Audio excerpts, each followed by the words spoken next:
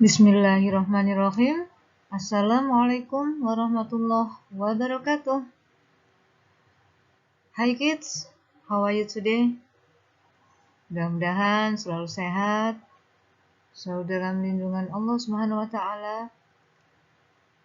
Dan ingat ya, sekarang masih dalam masa pandemik. So, you all stay safe. Stay safe. And then jaga jarak. Kemudian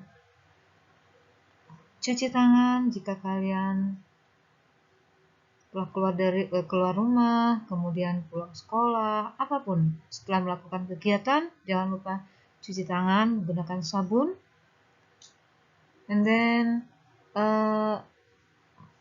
makan makanan yang sehat dan bergizi. Why?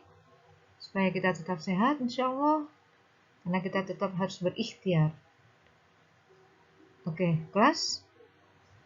Hari ini kita akan belajar bahasa Indonesia maupun pembelajarannya dengan materi gagasan pokok dan gagasan pendukung.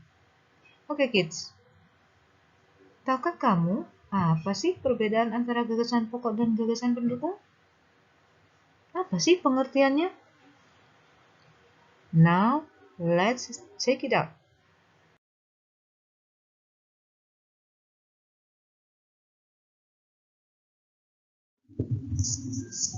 Nah, kita sudah temukan jawabannya. Apa sih gagasan pokok dan gagasan pendukung itu? Gagasan pokok adalah topik yang dibahas pada suatu teks. Topik itu apa sih, Bu? Topik adalah hal atau masalah yang akan dibahas pada suatu teks. Gagasan pokok ini biasanya ditemukan pada kalimat utama yang terletak di bagian awal, akhir, atau awal dan akhir paragraf. Oke, jadi kita ingat ya, bahwa gagasan pokok adalah topik yang dibahas pada suatu teks. Di manakah letak gagasan pokok itu? Biasanya dan pada umumnya gagasan pokok itu ditemukan pada kalimat utama. Kalimat utama artinya apa? Kalimat yang penting, yang paling penting, yang menjadi inti, yang biasanya terletak di bagian awal, akhir, atau bisa jadi awal dan akhir suatu paragraf. Oke, kemudian apakah gagasan pendukung itu? Ada gagasan pokok, ada gagasan pendukung. Gagasan pendukung atau disebut juga dengan gagasan penjelas atau kalimat penjelas adalah uraian atau informasi tambahan pada suatu bacaan. Gagasan pokok disebut juga sebagai gagasan inti atau gagasan utama seperti tadi Bu Ipa udah bilang ya. Sedangkan gagasan pendukung adalah penjelasannya dari gagasan pokok. Uraian atau informasi tambahan pada suatu bacaan.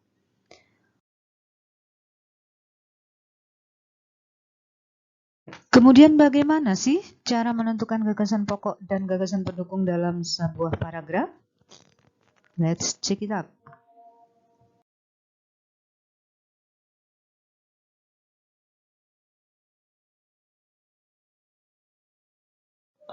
Cara menentukan gagasan pokok dan gagasan pendukung dalam sebuah paragraf adalah pertama, bacalah teks dengan cermat atau baca teks dengan saksama. Tidak boleh ada satu kata pun yang dilewati. Ya, baca pelan, pahami, saksama. Kemudian yang kedua, cermati kalimat pertama hingga kalimat terakhir pada setiap paragraf. Perhatikan, lihat, baca, pahami kalimat pertama hingga kalimat terakhir pada setiap paragraf. Yang ketiga, temukan kalimat utama dan kalimat penjelas dalam suatu paragraf. Temukan kalimat utama dan kalimat penjelas dalam suatu paragraf. Bu, bagaimana sih contohnya? Oke, kita perhatikan teks bacaan berikut.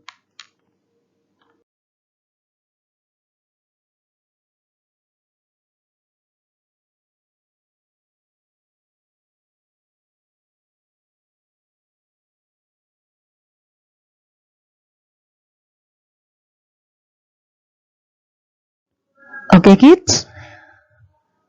Kalian baca teks tersebut dengan saksama. Ingat, baca dengan saksama, baca dengan cermat. Perhatikan, di situ ada dua warna yang Bu Iva tuliskan ya. Ada yang berwarna hitam, kalimat yang berwarna hitam, tulisan kalimat berwarna hitam, ada yang berwarna kuning. Yang berwarna hitam adalah kalimat utama. Yang berwarna kuning adalah kalimat penjelas. Silakan kalian baca terlebih dahulu.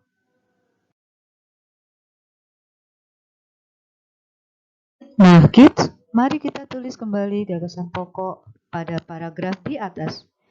Tapi ingat, seperti yang tadi Bu Iva sudah jelaskan, bagaimana cara menentukan gagasan pokok dan gagasan pendukung. Pertama, bacalah teks dengan cermat.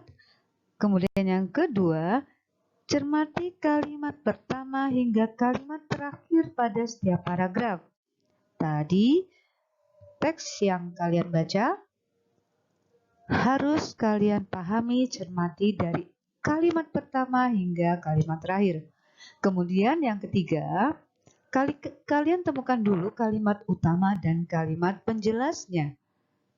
Ingat tadi udah Bu Iva kasih note ya. Tulisan yang berwarna hitam adalah kalimat utama, sedangkan kalimat penjelas Bu Iva berwarna kuning. Oke, silakan kalian tulis kembali gagasan pokok paragraf di atas.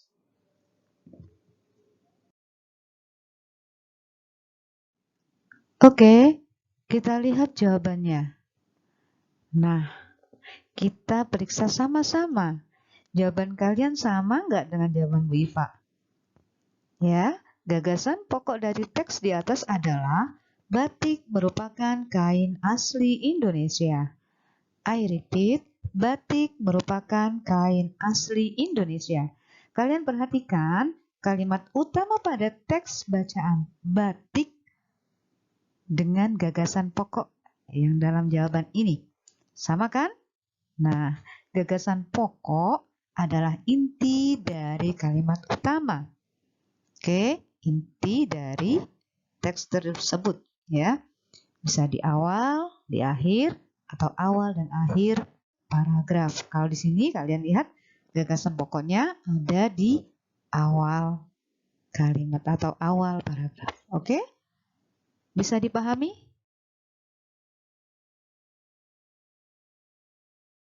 Nah, sekarang kalian tuliskan gagasan pendukungnya. Kalian tuliskan gagasan pendukungnya. Ya. Silakan. Kelas, kita periksa sama-sama apakah gagasan pendukungnya. Silakan buka buku kalian, jawabannya. Oke, gagasan pendukungnya ada 3 gagasan pendukung. Ya, ingat ya tadi ya tulisan yang sudah Bu Iva tandain ya. Gagasan pendukung yang pertama adalah cara membuat kain batik. Cara membuat kain batik.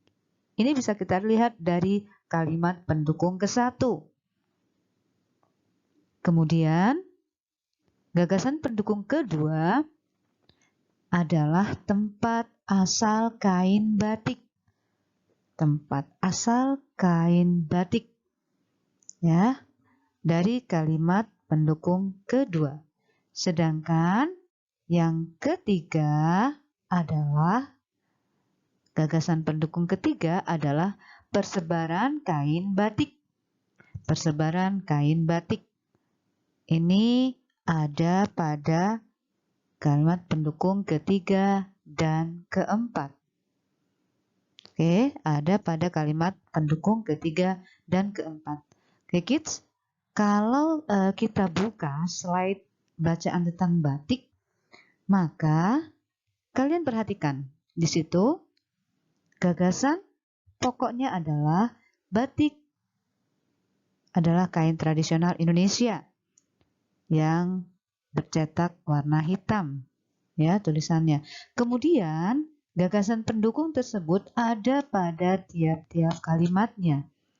Dari kata batik dihasilkan dengan cara dilukis atau dicetak menggunakan malam atau lilin yang dipanaskan. Nah, itu adalah kalimat pendukung ke-1. Di situ kita bisa simpulkan, oh di situ adalah informasi cara membuat kain batik. Ingat ya tadi kalimat pendukung adalah informasi yang ada pada teks tersebut. Kemudian yang kedua, kalimat pendukung kedua, bisa bacakan, kain batik berasal dari Pulau Jawa. Kain batik berasal dari Pulau Jawa. Nah, ini informasi yang kita dapatkan dari kalimat ini. Kalimat ini adalah tempat asal kain batik. Yang ketiga adalah seiring berkembangannya waktu, batik tidak hanya ada di Pulau Jawa. Beberapa daerah di Pulau Jawa juga menggunakan batik sebagai pakaian tradisional. Misalnya batik Bali. Nah, ini ada pada kalimat pendukung ketiga dan keempat. Kita bisa simpulkan di sini ini adalah daerah persebaran kain batik. Oke, kelas, mudah-mudahan kalian bisa pahami ya.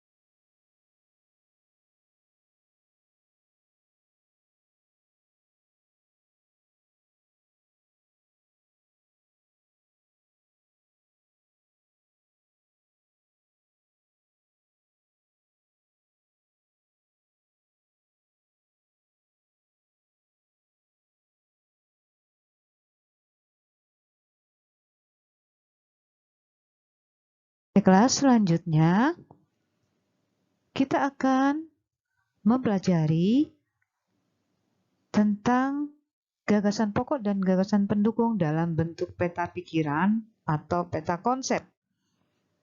Ya, ingat ya, peta pikiran sama halnya dengan peta konsep. Istilahnya sama itu anak-anak, ya. Apa sih pengertiannya? Kemudian apa sih manfaatnya? Oke, peta pikiran atau peta konsep adalah cara menuangkan informasi yang diperoleh dalam bentuk diagram. Kemudian, manfaat dari peta pikiran atau peta konsep ini memudahkan kita untuk mengingat isi dan informasi penting suatu teks. Ya, lebih mudah lagi. Nanti bentuknya dalam bentuk diagram penulisannya. Oke.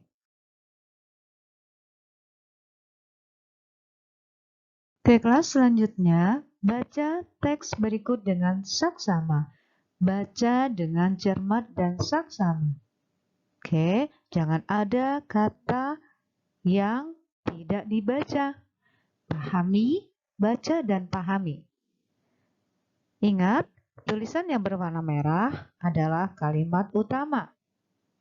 Selebihnya, biru dan kuning, tulisannya ya, warnanya ya, itu adalah kalimat penjelas. Nantinya yang berwarna merah adalah gagasan pokok, kemudian yang berwarna biru dan kuning adalah gagasan pendukung. Silakan dibaca. Kids, setelah kalian baca teks bacaan di atas, kalian tuliskan gagasan pokok dan gagasan pendukung dalam bentuk diagram. Bu, bentuk diagram itu seperti apa? Bahasa sederhananya, bikin kotak deh. Kalian bikin kotak ya. Oke, nanti kita lihat jawabannya seperti apa.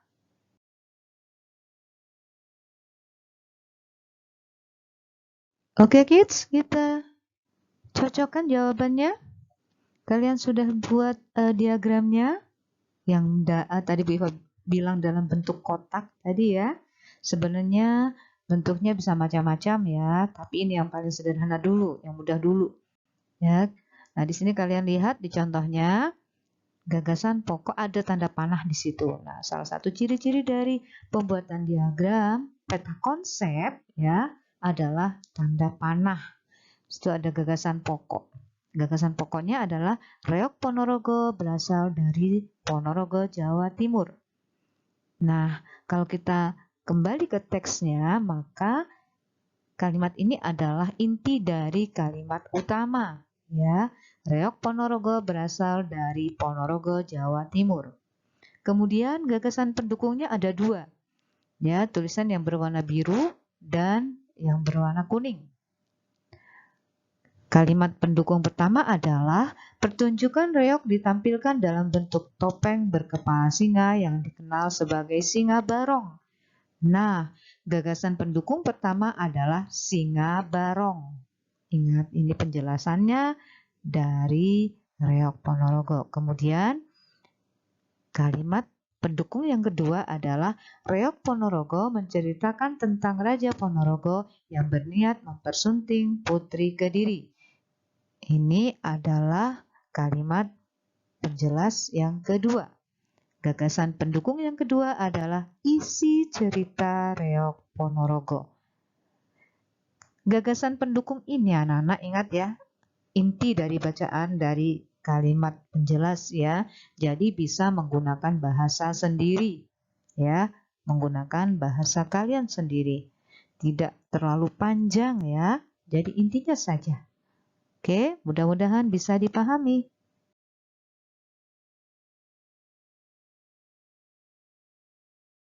Baiklah anak-anak, kita sudah mempelajari tentang materi bahasa Indonesia berupa gagasan pokok, gagasan pendukung dalam suatu teks paragraf, kemudian bagaimana cara menentukannya, pengertiannya juga sebelumnya, dan bagaimana menuangkannya dalam bentuk diagram atau peta konsep.